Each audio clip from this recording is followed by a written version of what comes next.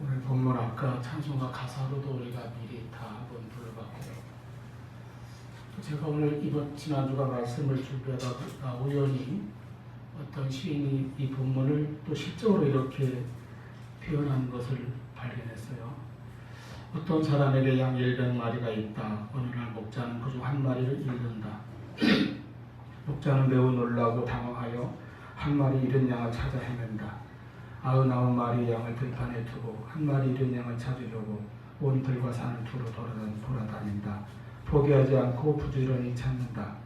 마침내 목자는 잃은 양을 발견한다. 너무나 기뻐서 그 양을 어깨에 메고 집으로 돌아와서는 큰 잔치를 벌인다. 친구들과 이웃 사람들을 불러 잔치한다. 우리 모두 즐기며 마음껏 기뻐하자.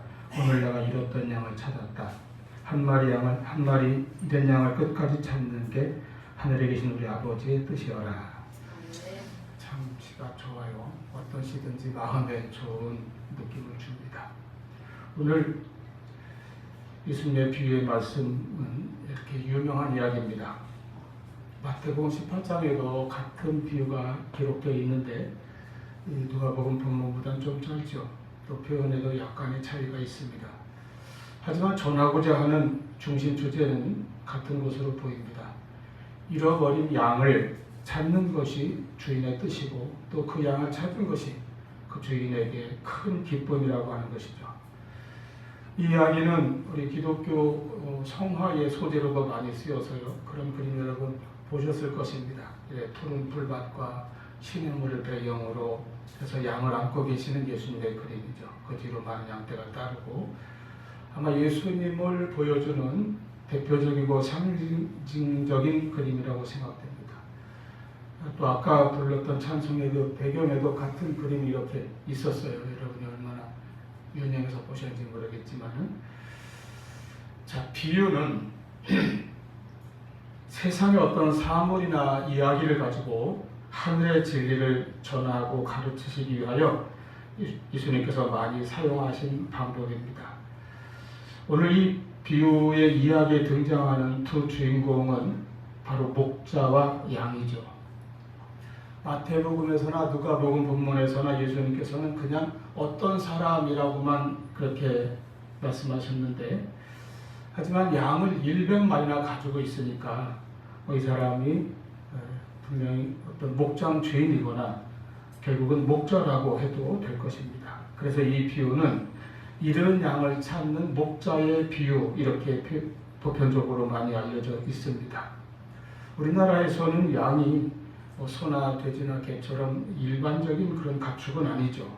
그래서 흔히 보지는 못합니다. 어린이 동물원 같은 데나 가야 보는 것이고, 저도 아이들 어릴 때 그 대관령 양떼 목장에 갔었는데 거기도 이렇게 울타리가 다 있어서 그냥 밖에서 보기만 하는 거예요. 그리고 풀 주고 그런 정도. 제가 양을 가장 가깝게 본 거는 그 태백에 있는 예수원에 오래전에 갔을 때, 그 예수원은 세 가지 아주 중요한 그 시간이 있습니다. 기도 시간, 침묵 시간, 그리고 노동의 시간. 그래서 거기 가면 무조건 노동을 해야 돼요. 저는 목장에 가서 양을 보는 일을 했습니다. 양털 깡대 붙잡아도 주고 우리도 치우고, 그때 진짜 양을 아주 가까이서 만지고 굉장히 커요, 양 덩치가. 그렇게 했습니다만은 대체로 우리나라에서 양을 그렇게 가까이 흔하게 볼 수는 없죠. 하지만 예수님이 사셨던 유대 나라에서는 양이 굉장히 흔합니다. 목축이 성하고 목자도 많습니다. 그래서 이 비유를 말씀하셨을 때에 당시 듣던 이들은 쉽게 그 내용을 알아들었을 것입니다. 자기들의 일상생활 속에서 충분히 경험할 수 있는 일들이기 때문이죠. 여기서 목자는 물론 예수님 자신을 의미합니다. 구약 성경에서도 목자는 하나님을 가리키는 의미로 가장 많이 쓰였습니다. 가장 유명한 구절은 바로 시편 23편이죠. 여호와는 나의 목자시니 내게 부족함이 없으리로다. 그가 나를 푸른 풀밭에 누이시며 쉴 만한 물가로 인도하시는도다. 또 시편 95편 7절에 그는 우리 하나님이시요 우리는 그가 기르시는 백성이며 그의 손이 돌보는 양이기 때문이라. 또 시편 100편 3절에도 거의 똑같은 표현이 나옵니다. 여호와가 우리 하나님이신 줄 너희는 알지어다. 그는 우리를 지으신 이요 우리는 그의 것이니 그의 백성이요 그의 기르시는 양이로다. 우리가 양이면 하나님은 누구십니까? 하나님이 목자라고 하는 의미죠. 에스겔 34장 11절에도 주 여호와께서 이같이 말씀하셨느니라 나 곧 내가 내 양을 찾고 찾되 이렇게 기록됩니다. 또 15절에 내가 친히 내 양의 목자가 되어 그것들을 누워있게 할지라 주 여호와의 말씀이니라. 이렇게 하나님과 이스라엘의 관계를 목자와 양으로 묘사한 말씀이 곳곳에 있습니다. 이제 신약 성경에서는 복음서에서 바로 예수님께서 자신을 목자라고 그렇게 말씀하셨습니다. 요한복음 10장 11절 나는 선한 목자라. 선한 목자는 양들을 위하여 목숨을 버리거니와. 또 14절에 나는 선한 목자라. 나는 내 양을 알고 양도 나를 아는 것이 아버지께서 나를 아시고 내가 아버지를 아는 것 같으니 나는 양을 위하여 목숨을 버리노라. 이렇게 친히 말씀하셨습니다. 사도들도 예수님을 목자로 그렇게 표현합니다. 베드로전서 2장 25절에 너희가 전에는 양과 같이 길을 잃었더니 이제는 너희 영혼의 목자와 감독 되신 이에게 돌아왔느니라. 히브리서 13장 20절에 양들의 큰 목자이신 우리 주 예수님이라고 하는 표현이 있습니다. 또 베드로전서 5장 4절에서는 다시 오실 예수님을 가리켜서 목자장이라고 그렇게 또 묘사를 했어요. 주님께서 교회에 세우신 교역자들이 목양을 하는 작은 목자라고 한다면 예수님은 목자장이시라는 겁니다.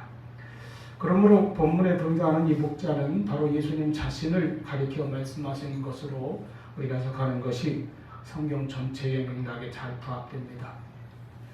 누가복음 15장에는요, 오늘 본문뿐만 아니라 거의 비슷한 동일한 주제와 성격을 가진 세 가지의 비유가 연속적으로 기록되어 있어요. 그래서 저 마지막에 그 유명한 탕자의 비유가 있지 않습니까? 그 탕자의 비유에서 잃어버린 아들을 찾는 아버지가 나옵니다. 그러므로 이 비유는 성부 하나님을 가리키는 의미로 해석하는 것이 가장 잘 맞습니다. 그리고 오늘 본문의 목자는 예수님이시고 그 중간에 짤막하게 8절부터 10절에 기록되어 있는 잃어버린 동전을 찾는 여인의 비유가 나오는데 한 여인이 동전 가운데 하나를 잃어버렸어요. 집안 어딘가 굴러갔는데 안 보이니까 등불을 켜들고 샅샅이 비로 쓸면서 결국 그 동전을 찾아낸다고 합니다. 이 여인은 이미지상 성령님을 느끼게 해주는 그런 이미지를 가지고 있습니다. 즉 잃은 자를 찾는 분은 바로 성부, 성자, 성령, 삼위 하나님이시라고 하는 것입니다. 자, 아무튼 이 비유의 줄거리를 다시 한번 이제 살펴보면 여기 등장하는 이 어떤 사람, 즉 목자라고 했지요. 그에게는 원래 양이 100마리가 있었습니다. 제가 당시 이스라엘의 목축업의 규모를 잘 모르지만요. 그래도 100마리라고 하면은 뭐 적은 수는 아니잖아요. 들판에 데리고 나와서 다 이렇게 풀어놓으면 흩어져서 양들이 다 여기저기서 풀을 먹는다고 한번 눈앞에 그려보십시오. 꽤 많은 양들이 아마 풀밭을 가득 채우지 않겠습니까? 아마도 그 양떼가 두 눈 가득히 들어왔을 겁니다. 여길 봐도 내 양, 저길 봐도 내 양, 뭐 전부 내 양이에요. 그렇잖아요. 이렇게 양이 많고 흔하다면 그 중에 한 마리 정도야 잃어버린 걸 별로 대수롭지 않게 지나갈 수도 있는 일 것도 같지 않은가 생각돼요. 그런데 이 목자는 그 100마리 양들을 한 마리 한 마리 다 귀하게 소중히 그렇게 여기고 생각을 하고 있습니다. 선한 목자는 양의 하나하나 이름을 불러서 인도하는 법입니다. 주님께서 그렇게 말씀하셨어요.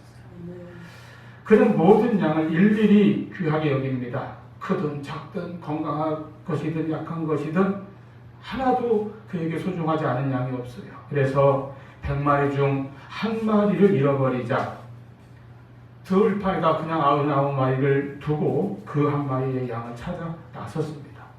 하루 종일 양떼를 돌보고 이제 돌아와 피곤하고 몸이 무겁기 그지없는데 그는 지체하지 않고 다시 하루 종일 다녀올 그 길을 돌아서 잃어버린 양 하나를 찾아 나섭니다. 이것은 사랑입니다. 찾는 사랑이죠. 하나가 모자라든 없어지든 안 보이든 아무 반응이 없는 사람은 사꾼이겠지만 이 목자는 그 하나를 찾아서 온 밤을 헤매며 들로 산으로 찾아다닌 것입니다. 그리고는 기어이 찾아서 어깨에 대고 돌아옵니다. 돌아와서는 많은 친구들, 이웃들 다 불러서 잔치를 해요. 기쁨을 함께 나누는 광경을 볼 수 있습니다. 여기서 잃어버린 이 한 마리 양을 찾는 목자의 사랑은 바로 하나님의 사랑이요 예수님의 사랑입니다. 찾으시는 사랑이라는 것이죠. 이 사랑은 어떤 사랑입니까? 첫째, 하나님께서는 잃어버린 자도 결코 하찮게 여기지 않으신다는 겁니다. 하나님 앞에서는 하찮은 존재가 하나도 없어요. 아무리 약하고 작은 자라 할지라도 또는 잃어버린 자라 할지라도 그 하나하나를 하나님께서 얼마나 소중히 여기시는가 하는 바로 그 사랑을 보여주는 것입니다. 여기서 본문에서 잃어버린 양은 당시 사람들에게서 천대받던 죄인들을 가리켜 말씀하시는 것으로 우리가 볼 수 있습니다. 이 비유의 배경이 이제 1절, 2절 아까 읽은 말씀입니다마는 세리와 죄인들이 말씀을 들으려고 예수님께 가까이 나와봤습니다. 그러자 바리새인과 서기관들이 수근거립니다. 2절에 이 사람이 죄인을 영접하고 음식을 같이 먹는다. 이게 수근거렸어요. 이 같은 그 종교 지도자들의 수근거림은 이미 누가복음 5장 29절 30절에도 같은 내용이 기록되어 있었습니다. 예수님께서 세관에 앉아있는 레위를 부르셨을 때, 마태죠. 레위를 부르셨을 때 레위가 예수님을 위하여 자기 집에서 큰 잔치를 열었습니다. 동료 세리들과 다른 사람들이 많이 함께 앉아 있었습니다. 그때도 바리새인과 서기관들이 예수님과 제자들을 비방하면서 어찌하여 너희는 세리와 죄인들과 함께 먹고 마시느냐. 그때 예수님께서 대답하신 말씀이 이것입니다. 누가복음 5장 31절 32절 예수께서 대답하여 이르시되 건강한 자에게는 의사가 쓸데없고 병든 자에게라야 쓸데있나니 내가 의인을 부르러 온 것이 아니요 죄인을 불러 회개시키러 왔노라. 그러므로 자기 스스로를 의롭다 여기는 사람은 주님을 만나지 못합니다. 자기 죄를 고백하고 구주 예수님을 부를 때에 그 영혼이 구원을 받습니다. 진정 예수님을 만나는 것입니다. 누가복음 19장에 삭개오의 집에 주님께서 들어가셨을 때에도 7절에 보면 무사람이 보고 수군거려 이르되 저가 죄인의 집에 유하러 들어갔도다. 이렇게 예수님의 사람의 행동에 대한 인간의 수군거림과 비난과 비방, 공격은 그치질 않았던 것입니다. 로마서 1장 28절부터 32절에 보면 하나님을 떠나고 타락한 인간의 마음에 있는 그 죄들의 목록이 열거되어 있는데요. 여기에 악의와 악독과 비방, 수군거림, 교만 이렇게 쭉 같이 나열되어 있어요. 여러분 그러므로 수군거리는 거 너무 좋아하지 마시고 지혜롭게 잘 경계하시기를 바랍니다. 어쨌든 삭개오의 집에서 예수님께서 또 말씀하셨어요. 누가복음 19장 9절 10절 오늘 구원이 이 집에 이르렀으니 이 사람도 아브라함의 자손이니로다. 인자가 온 것은 잃어버린 자를 찾아 구원하려 함이니라. 이것이 예수님이 이 세상에 오신 목적입니다. 주님의 사랑은 이같이 찾으시는 사랑입니다. 안전한 곳에 있는 99마리보다 길 잃은 한 마리가 더 불쌍하기에 깊은 사랑의 관심과 아낌없는 수고로 그 양을 찾는다는 것입니다. 마치 부모가 건강하고 잘 사는 자녀보다 병약하거나 형편이 어려운 자녀에게 더 깊은 관심과 마음 아픈 사랑을 베풀듯이 주님께서 그렇게 하시는 것입니다. 이것이 예수님의 사랑입니다. 그리고 주님은 잃어버린 자뿐만 아니라 소외된 자, 작은 자, 약한 자들에게도 항상 늘 사랑과 관심을 가지고 계십니다. 그가 작다고, 보잘것없다고, 약하다고, 실력이 없다고 해서 무시하거나 버리지 않으십니다. 세상에서는 그렇게 하지요. 그러나 하나님께서는 고린도전서 1장 17절 말씀과 같이 약한 자들을 더 들어서 강한 자를 부끄럽게 하시는 하나님이십니다. 우리 몸엔 여러 지체가 있습니다. 각각 하는 일이 다르죠. 그리고 겉으로 보기에는 어떤 것은 더 중요한 지체 같아 보이고 또 어떤 것은 좀 덜 중요하게 생각될 수도 있습니다. 그러나 고린도전서 12장 22절 23절 보면 더 약해 보이는 몸의 지체가 도리어 요긴하고 우리가 몸에 덜 귀히 여기는 그것들을 더 귀한 것들로 입혀주며 우리 아름답지 못한 지체는 더욱 아름다운 것을 얻느니라 이렇게 말씀하셨습니다. 이것이 연약한 한 지체에 대한 하나님의 사랑인 것입니다. 여러분, 선한 목자는 양 하나하나의 이름을 알고 부르신다고 했습니다. 우리를, 여러분을, 나를 세상에서 다른 누가 알아주지 않더라도 하나님은 우리를 기억하시고 알아주시는 것을 항상 믿으시기를 바랍니다. 그리고 마지막 날에는 주님의 그 나라에서도 여러분의 이름을 불러주실 것입니다. 우리는 우리의 이름이 주님의 생명책에 기록된 자들이기 때문입니다. 계시록 20장 15절에 보면 누구든지 생명책에 기록되지 못한 자는 불못에 던져지더라 하였는데 우리 이름은 생명책에 분명히 기록되어 있습니다. 우리는 주님께서 나의 이름을 아시고 끝까지 찾아서 품에 안으신 줄로 믿습니다. 두 번째로 예수님의 이 찾으시는 사랑은 찾기 위하여 행동하시는 사랑입니다. 목자는 하루 일이 다 끝나고 나서 양 100마리 중 하나가 없어진 것을 알았을 때에 그는 그 양을 찾기 위해서 다시 나섭니다. 이것은 사랑의 행동입니다. 그냥 사랑한다고 생각만 한 것이 아닙니다. 말만 한 것도 아닙니다. 그는 행함과 진실함으로 실제로 사랑했습니다. 잃어버려진 양이 스스로 집을 찾아오지 못하니 목자가 그 양을 찾으러 나선 것입니다. 그냥 두면 죽을 수밖에 없는 맹수에게 찢기거나 낭떠러지에 떨어지거나 굶어 죽거나 할 수밖에 없는 그 양을 찾기 위해서 그렇게 한 것입니다. 이와 같이 예수님께서도 우리를 사랑하사 이 땅에 오셨습니다. 죄에 빠진 우리에게 하나님께 다시 올라갈 능력이 없습니다. 로마서 3장 23절에 모든 사람이 죄를 범하였으며 하나님의 영광이 되지 못하더니, 그리고 로마서 6장 23절 죄의 삭은 사망이라고 했습니다. 그래서 하나님 쪽에서 우리를 찾기 위하여 오셨습니다. 그분이 예수님이시죠.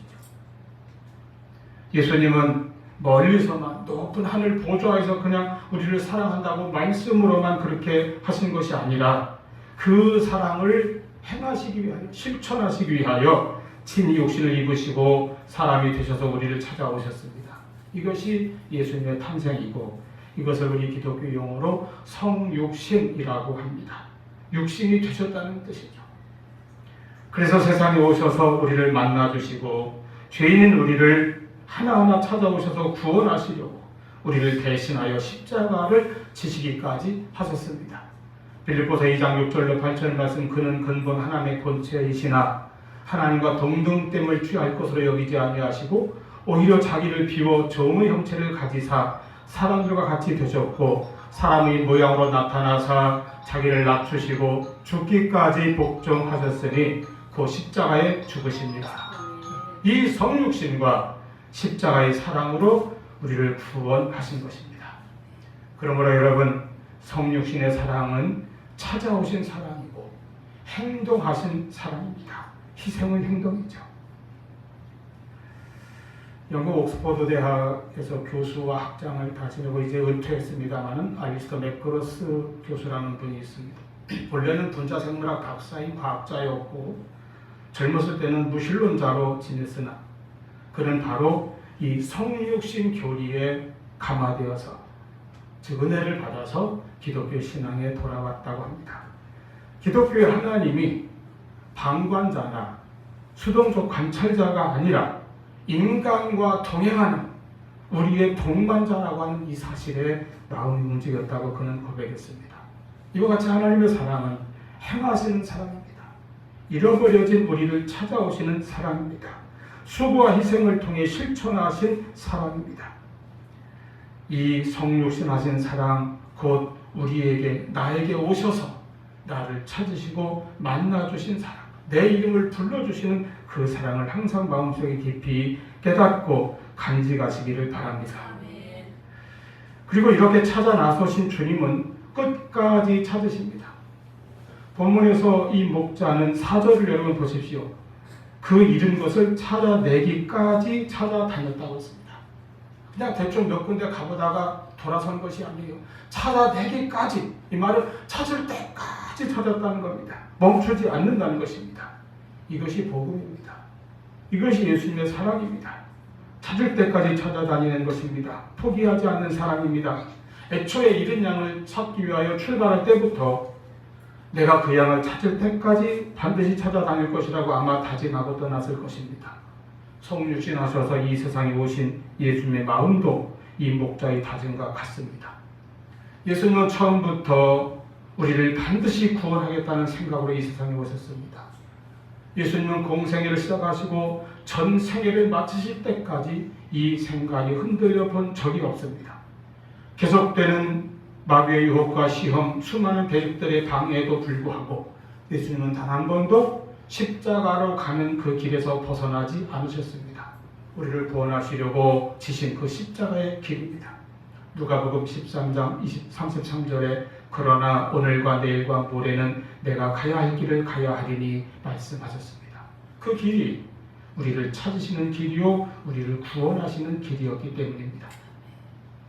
사실 이 비유에서 이 목자의 행동은요 이 세상의 이치나 계산으로 특히 경제적인 그런 관점에서 보자면 좀 맞지 않는 측면이 있어요. 양 하나를 위해서 99마리를 들에 그냥 둔 채로 찾으러 떠난다. 여러분 합리적이 아니지 않습니까? 가장 심한 것은 결국 그 양을 찾은 후에 이웃을 불러서 함께 잔치까지 열었다는 것입니다. 경제적으로 얼마나 더 손해입니까? 그냥 하나 찾은 건데 더 몇 배로 아마 비용이 많이 들었을 것입니다. 오늘날 계산에 능한 현대인이라면 이런 목자의 행동에 찬성하는 것보다 비판하고 반대할 사람이 훨씬 더 많을 것입니다. 그런데 우리를 구원하시려는 하나님의 사랑의 행동은 세상의 이치나 원리, 어떤 이해 타산으로 따지는 것이 아닙니다. 바로 사랑의 원리와 법을 따르는 것입니다. 즉 우리의 구원은 세상적으로 합리적이고 타당성 있는 어떤 계산에 따라서 이루어지는 것이 아닙니다. 하나님의 방법, 하나님의 사랑의 원리에 따라 이루어진 것입니다. 그 원리로 우리가 구원을 받은 것입니다. 그 사랑을 믿고 감사하시기를 바랍니다. 그리고 우리도 그와 같은 사랑의 법과 원리에 따라서 살아갈 수 있기를 바랍니다. 세 번째로 하나님의 찾으시는 그 사랑은 찾았을 때 기뻐하시는 사랑입니다. 모든 수고와 희생을 다하여 잃은 양을 찾은 이 목자는 드디어 그 양을 찾았을 때에 기뻐하며 어깨에 그 양을 메고 돌아옵니다. 그 양은 어떻게 보면 목자의 인도를 따르지 않고 제멋대로 돌아다니다가 또는 목자가 주는 것보다 더 달콤한 무언가의 유혹에 빠져서 갯길로 빠졌다가 잃어버려진 양입니다. 그런 점만 따지면 괘씸하게 여길 수도 있습니다. 그러나 그 밤을 지새워 온갖 고난 끝에 그 양을 찾았을 때에 목자는 기뻐했습니다. 그리고 어깨에 메고 품에 안고 사랑스럽게 돌아왔습니다. 이는 죄인들에 대한 하나님의 사랑과 죄인을 다시 찾은 하나님의 기쁨을 보여주고 있습니다. 하나님은 하나님의 사랑과 은혜로 구원하시고 그 구원받은 백성으로 인하여 더없이 기뻐하시는 분입니다. 그가 하나님의 자녀가 되었기 때문입니다. 이것은 자녀를 보는 부모의 기쁨과 같습니다. 스바냐 3장 17절 우리가 복음성가라도 많이 부르죠. 너희 하나님 여호와가 너희 가운데 계시니 그는 구원을 베푸실 전능자이시라. 그가 너로 말미암아 기쁨을 이기지 못하시며 너를 잠잠히 사랑하시며 너로 말미암아 즐거이 부르며 기뻐하시리라 하리라. 할렐루야. 이 하나님의 기쁨을 믿으십시오. 여러분은 하나님께서 기뻐하시는 사람입니다. 하나님께서 소중히 여기시고 다시 찾은 사람이요. 하나님께서 희생을 감수하시고 예수님의 십자가 포혈로 다시 사신 귀한 사람이고 그리고 하나님께서 기뻐하시며 잠잠히 사랑하시는 소중한 사람입니다. 그것이 저와 여러분이에요. 그리고 우리도 이제는 하나님의 기쁨을 위해서 힘쓰고 살아가야 할 것입니다. 먼저는 우리가 회개하는 것이 하나님의 기쁨입니다. 여기 한 죄인이 회개하고 돌아오면 그 죄인이 기뻐한다고 했어요. 우리를 그토록 찾아다니신 주님의 기쁨이 충만하게 될 것입니다. 우리 모두 진정한 주님과의 만남, 하나님 아버지와의 만남을 위해서 회개가 필요합니다. 참된 회개는 하나님을 향하여 돌아서는 일입니다. 그렇지 않다면 새 생명, 새로운 출발이 없습니다. 새로운 희망도 없습니다. 우리는 이사야 54장 6절의 선지자가 예언한 것처럼 우리는 다 양과 같이 그릇 행하여 각기 제 길로 갔던 사람들입니다. 그래서 회개해야 합니다. 돌이켜야 한다는 것이죠. 각기 제 길로 가던 그 길에서 하나님께로 돌이켜야 하는 것입니다. 원래 회개라고 하는 헬라어 메타노이아라고 하는 단어가 방향을 바꾼다, 돌이킨다 이런 뜻이 있습니다. 내가 이전에 죄에 머무르고 있거나 또는 죄와 세상을 향하여 가던 그런 삶의 방향을 하나님을 향해서 돌이키고 방향을 바꾸는 것을 바로 회개라고 하는 것입니다. 그냥 잠시 반성하고 좀 뉘우치고 조금 생각하고 마는 것이 회개가 아니에요. 내가 완전히 하나님께로 돌아서는 것입니다. 하나님을 향해서 돌이키고 방향을 바꾸는 것이죠. 우리가 매주마다 예배드릴 때의 첫 시간에 참회 기도를 먼저 드립니다.